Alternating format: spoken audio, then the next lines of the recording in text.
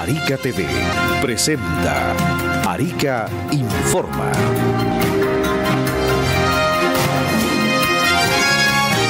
¿Cómo están? Bienvenidos a las noticias. La Policía de Investigaciones detuvo a imputado por robo con homicidio frustrado en contra de adulto mayor. Detectives de la Brigada de Homicidios detuvo a un menor de edad, imputado como autor del delito de robo con homicidio frustrado de una adulta mayor, hecho ocurrido en la ciudad.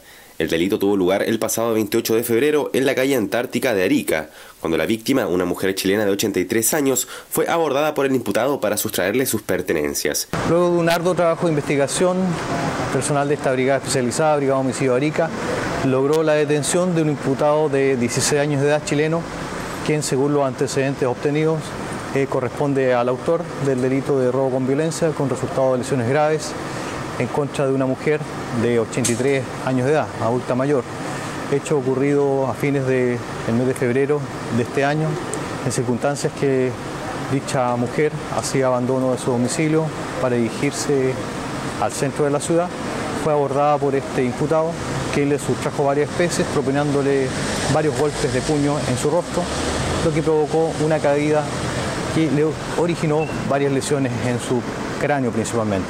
Producto de las lesiones, dicha persona, adulta mayor, se encontró varios días en estado crítico en el hospital regional de esta ciudad. El trabajo especializado permitió solicitar la orden de detención del imputado al juzgado de garantía de Arica, la que se concretó en las últimas horas. Por instrucción de la Fiscalía Local, el imputado fue puesto a disposición del juzgado de garantía para su control de detención y formalización. La Dirección de Seguridad Municipal comprará 19 nuevas cámaras para la renovación del sistema de televigilancia en la comuna. El Consejo Municipal aprobó de forma unánime autorizar al alcalde de Arica, Gerardo Espíndola, a suscribir contrato para la compra de 19 cámaras de televigilancia, 6 antenas transmisoras y 5 licencias, las que vienen a renovar a los aparatos tecnológicos que han cumplido su ciclo natural de trabajo. Desde la Dirección de Prevención y Seguridad Humana señalaron que las cámaras que pasan a reposo podrán ser utilizadas para eventos puntuales, como las ramadas, el Carnaval de la Fuerza del Sol o eventos artísticos, donde haya gran concurrencia de gente. De esta forma, el municipio brindará mayor percepción de seguridad al público que asiste a las actividades. La inversión supera los 58 millones de pesos, los que permitirán contar con los insumos para realizar una mantención adecuada a las más de 115 cámaras de televigilancia existentes en la ciudad. Y afectados por polimetales tendrán nuevo centro de salud ambiental. Un importante hito en salud se llevó a cabo en la población Sica Sica, con la colocación de la primera piedra del futuro Centro de Salud Ambiental, obra financiada por el Gobierno Regional de Arica y Parinacota. El Centro de Salud Ambiental es ejecutado por el Programa Integral de Salud mandatado por la Ley 20.590, que establece un programa de intervención en zonas con presencia de polimetales en la comuna de Arica. El Gobierno Regional, con la aprobación unánime del Consejo, tomó la decisión de destinar recursos del FNDR para financiar la construcción de un edificio para el Centro de Salud Ambiental y así dar respuesta a un largo anhelo de la población afectada por polimetales. Actualmente la población inscrita en el Centro de Salud Ambiental es de 13.742 personas. Y entregan terreno para la construcción del primer centro de salud familiar en el sector de Azapa. A pura lucha y clamor vecinal, la comunidad del Valle de Azapa empujó la construcción del primer centro de salud familiar que el municipio construirá en plena ruralidad, con recursos aprobados por el gobierno regional. La historia cuenta que hace más de una década la Dirección de Salud Municipal y los vecinos y vecinas de Azapa comenzaron a realizar gestiones para la concreción del anhelado proyecto, mientras el municipio hizo todos los esfuerzos para que la posta de San Miguel funcionara como un centro de salud familiar CESFAM. Hoy el nuevo CESFAM Azapa les entregará cobertura a 11.000 personas, con boxes de atención médica, área para matronas, enfermeras, sala de procedimientos, entre otros.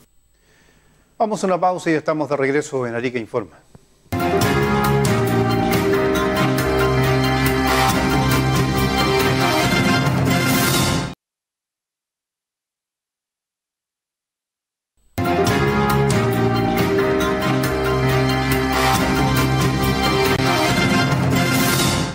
Estamos de regreso en Arica Informe. Está con nosotros el diputado Enrique Lee. ¿Cómo está, diputado? Gusto a saludarlo. Muchas gracias, muy bien. Bueno, esta semana que estábamos finalizando ha tenido bastante actividad.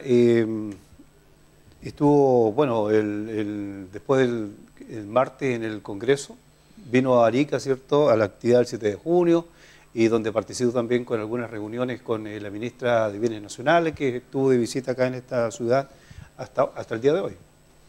Sí, bueno, buenas noches a todos en sus casas. Parte esta semana con el 7 de junio, que es un día que es feriado nuestro, que es muy importante y muy sentido por todos los ariqueños, pero en el Congreso sigue habiendo actividad. De hecho, el año pasado, Luis, yo tuve 2 inasistencias en todo el año. Una de esas fue el 7 de junio, la otra, por cierto, fue el día que falleció mi padre.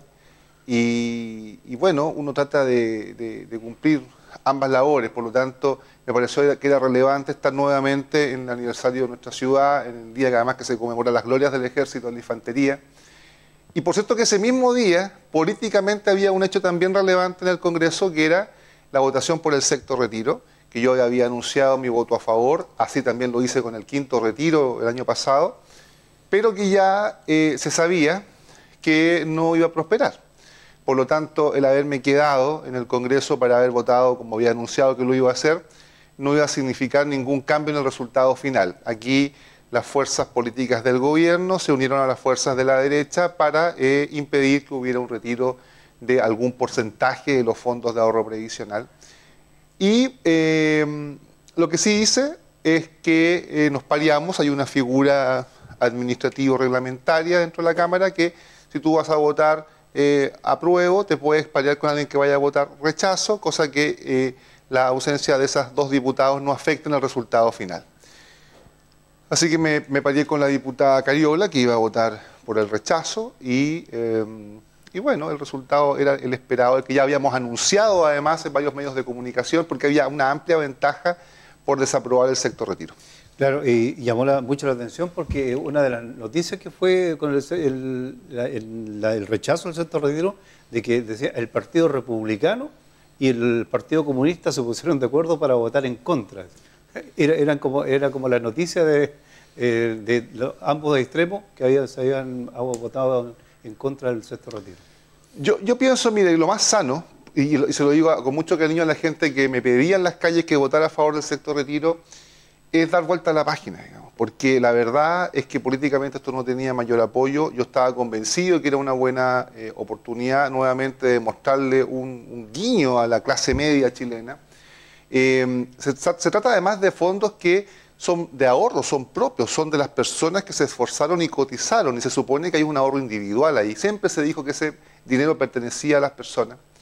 Por otro lado, los argumentos que siempre se dieron, esto de la inflación, mire, Luis, la inflación que afectó a Chile afectó a todo el mundo. Nadie me va a decir que por haber retirado fondos provisionales en un país tan pequeño como Chile aumentó la inflación mundial. La inflación, la verdad, es que tiene múltiples componentes. Estábamos en un tema de recesión económica, estábamos con falta de productividad, porque además el transporte de los insumos era muy dificultoso por el tema de la pandemia y la crisis económica subsecuente. Había un escenario además favorable en el sentido de que justamente las tasas de inflación iban a la baja, siguen yendo a la baja, y por lo tanto probablemente un retiro no hubiera afectado tanto. Además que no hay que olvidar que es muy probable que los retiros anteriores hubiesen favorecido la dinamización de la economía. Mucha gente retiró ese dinero, hizo pequeños emprendimientos, algunos compraron sus vehículos, hicieron de Uber, otros se compraron cocinas semi-industriales, hicieron comida, algún tipo de delivery también, y subsistieron y lo pasaron muy bien y se dinamizó la economía. Pero bueno, insisto, lo más sano, y de todo corazón se los digo, es dar vuelta a la página. Aquí claramente el tema que más llamó la atención es cómo un sector político se dio una voltereta respecto a su posición inicial, que era de apoyar los retiros, y hubo un levantamiento de una bandera electoral al respecto, y ustedes ven que una vez ya en el gobierno es distinta la cosa, hay que administrar. Y yo solamente les digo que cumplí mi palabra, a pesar de todas las proyecciones y todo el marketing que se hizo, que fue tremendo para tratar de convencer a la gente que ahora lo que antes era muy bueno, ahora iba a ser muy malo. Bueno, así es la vida y lo que sí es importante ahora es seguir trabajando para mejorar el bienestar de toda la población, pero sobre todo a la clase media que ha sido la más golpeada en el último tiempo. Hoy día se conoció una noticia de que el gobierno que había señalado, ¿cierto?, en su campaña y al comienzo del gobierno del presidente Boric, que iba a terminar con esta figura del delegado presidencial. ¿Se acuerda que hubo ahí, y él se había comprometido que se iba a acabar para darle mucho más cierto fuerza a los gobernadores regionales? Resulta que hoy día se conoció la información de que el gobierno va a presentar un proyecto para no terminar con va a terminar con la palabra delegado presidencial, va a continuar esa figura, pero hoy día la figura va a ser el coordinador regional.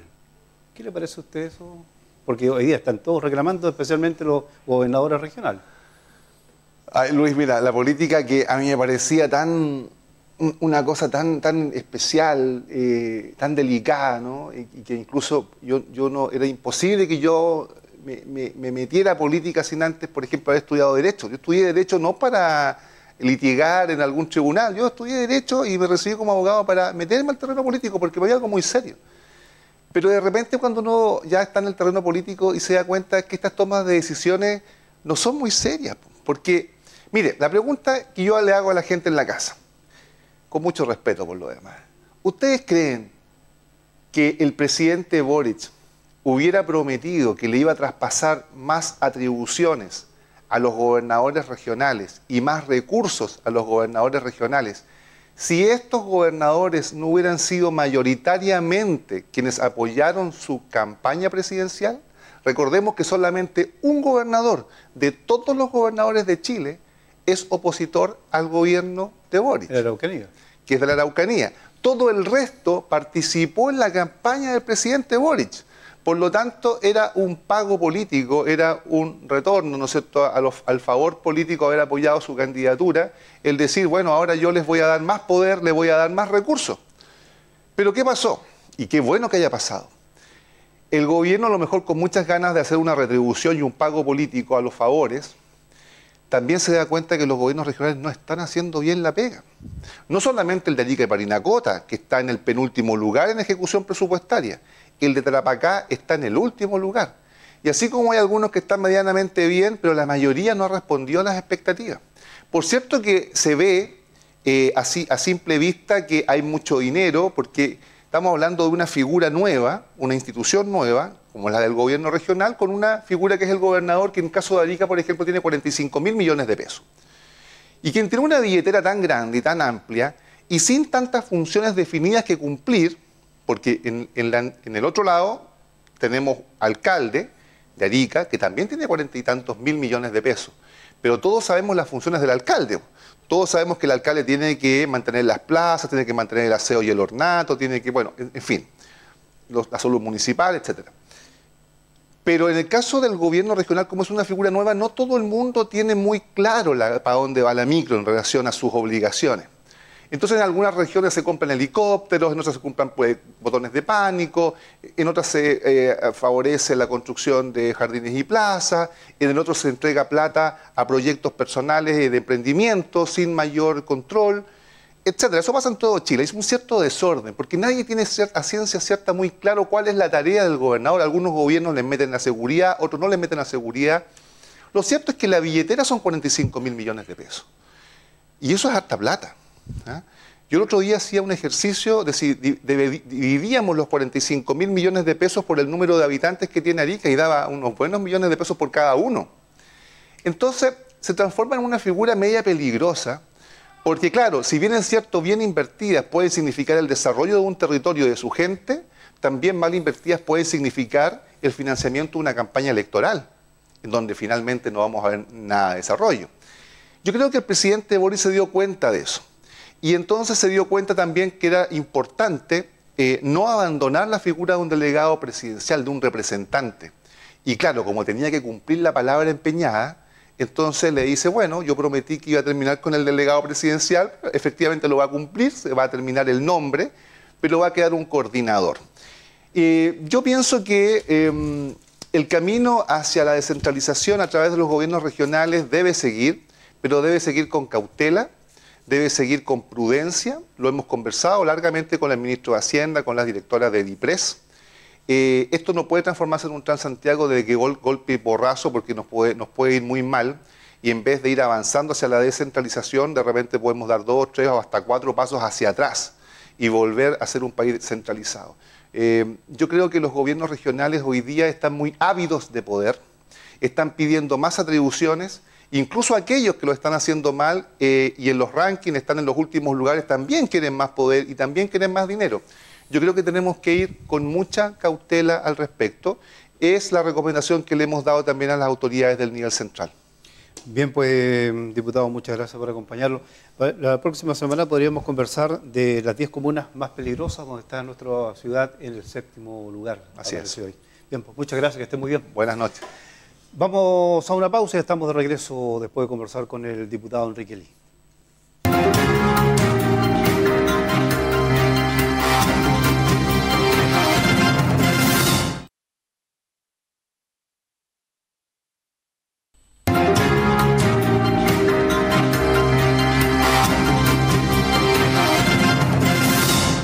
Estamos de regreso con más noticias. La presidenta de la Corte de Apelaciones de Arica dictó charlas sobre derechos humanos a aspirantes de la Escuela de Formación de Carabineros.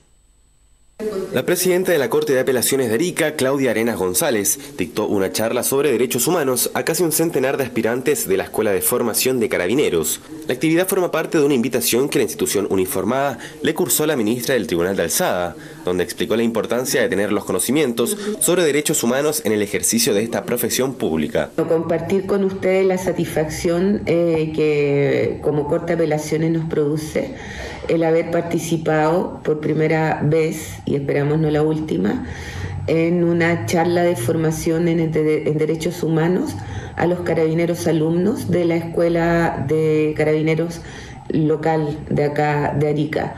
El entusiasmo fue bastante, muy participativos ellos, y esperamos colaborar permanentemente con Carabineros en este tipo de formación. La presidenta de la Corte de Apelaciones estuvo acompañada con el subprefecto administrativo de la institución, teniente coronel Nelson Bercesio Toro, y el comandante de grupo de la Escuela de Formación, capitán Víctor Cruchet Lavanderos.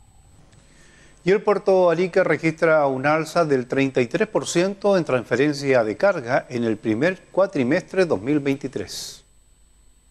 El puerto Arica continúa con cifras al alza, tanto los niveles de transferencia de carga como los principales mercados. La carga boliviana es la que representa el mayor volumen en movimiento, llegando al 77% del total de las operaciones, escoltado por Perú, que representa el 4%. De esta manera, el puerto de Arica se mantiene como uno de los principales terminales en la macrorregión andina.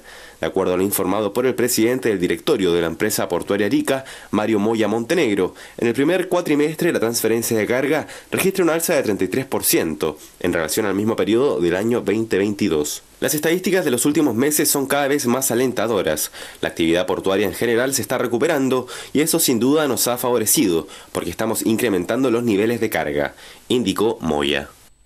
Vamos a una pausa y estamos de regreso en Arica Informa.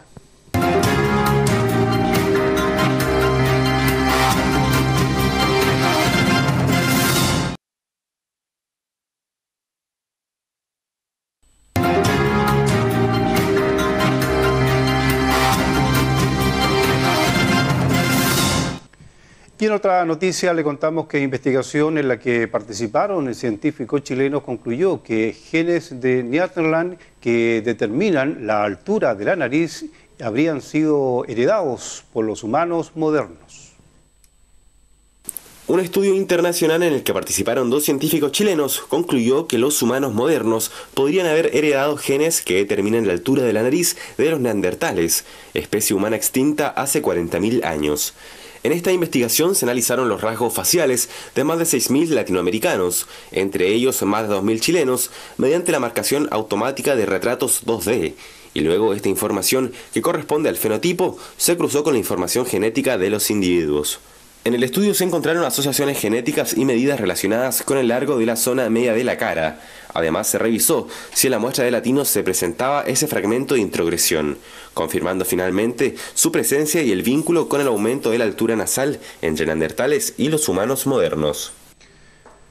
Y educadoras de Arica y la Araucanía inspiran el nuevo eslogan de la Junji a nivel nacional.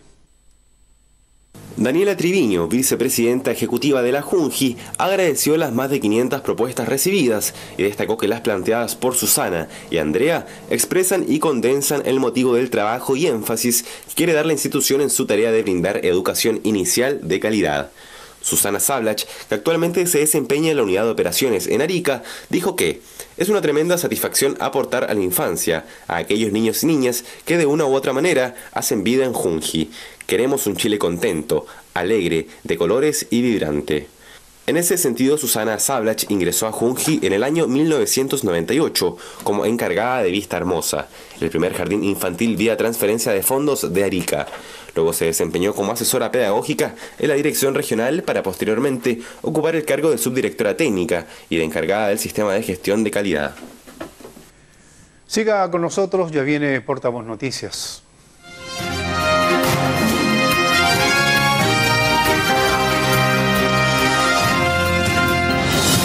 Arica TV presentó Arica Informa.